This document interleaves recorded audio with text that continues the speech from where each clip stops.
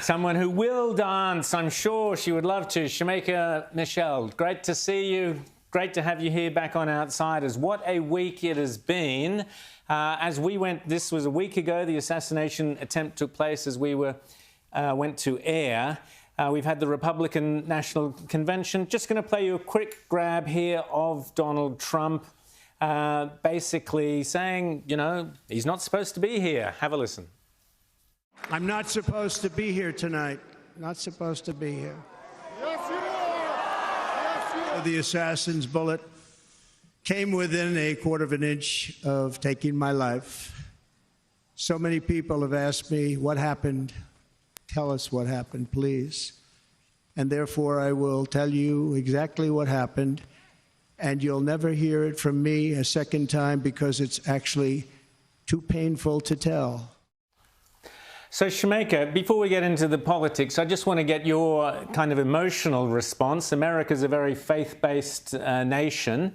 In your community, what was the last week been like? It must have been a roller coaster for you. Yes, I think I'm still in disbelief, or, you know, I just can't believe someone would actually try to do this to the future president. And, you know, to me, he's still my president, even though he was 45. I just can't believe this happened in my lifetime. You know, we hear about, of course, the attempt for Ronald Reagan. We saw what happened to JFK. But to see this happen in real time in my lifetime, I just cannot believe that people are so angry at the thought of this human taking the White House again, that they would actually go to these lengths. You know, the Democrats keep saying he's the next Hitler, and they really have people believing Black people are being changed again, or gays won't be able to live their lives. And the fact that the Democrats have been pushing this type of rhetoric is just really, it's really bad. But, you know, we're fighting as Donald Trump told us to do when he stood up on that stage after realizing he was still alive. We're continuing to fight. And I think that's the spirit that we all have in spite of everything. We're fighting. We are fighting, but peacefully, because we saw, 100 million infuriated Republicans, and yet no cities were burned down. There were no riots.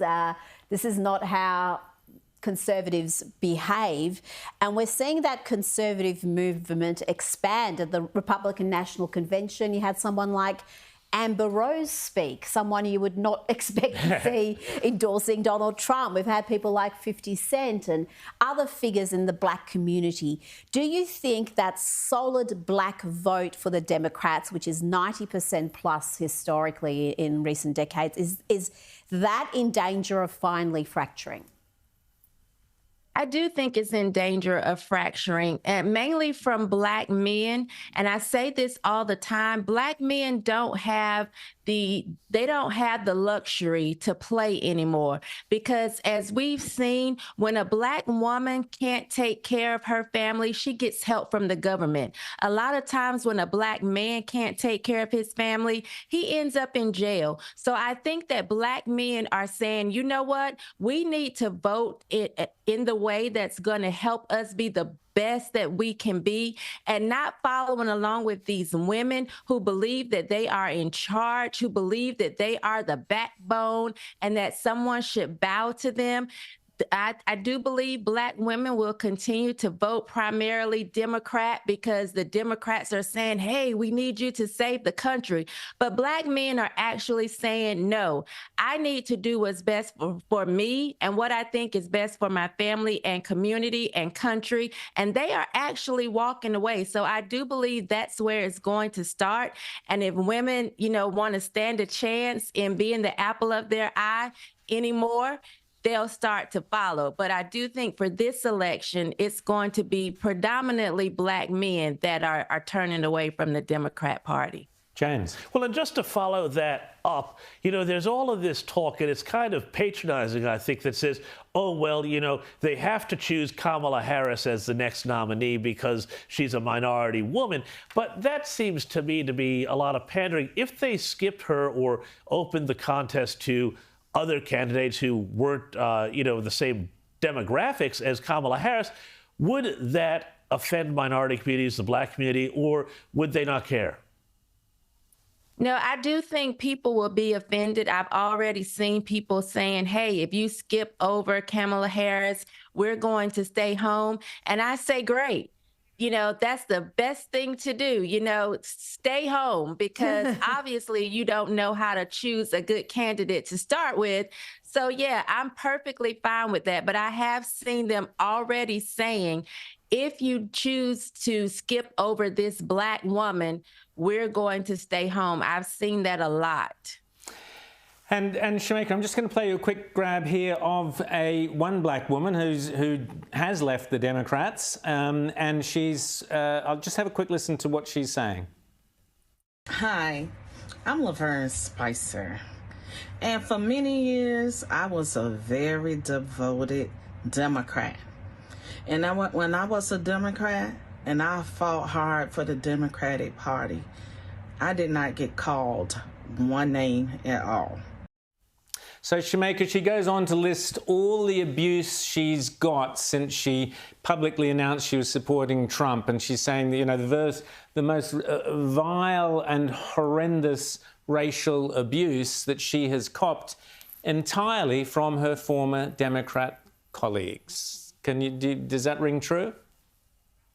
That's absolutely true. Laverne and I, we follow each other on X, and we get to see the abuse that we both, or most actually Black conservatives, have to endure. And it's true. When I was voting Democrat, or people thought that that's the side that I was on, I never got any type of hate. I've never been called the N-word, never had any disparaging things said about me as long as I was on that side. The moment that I said, hey, I've been voting wrong my entire voting life, and I started to be out with the fact that I was more conservative and I would start voting right, I get a lot of hate from the left, feeling like they can say anything about me, whether it's coon, whether it's the N-word. They call us every name in the book: Uncle Tom, Aunt Tom, Sambo. Any racist name they can call us, they do. So the most hate that I've gotten is definitely from the Democrat side, both from Blacks and whites.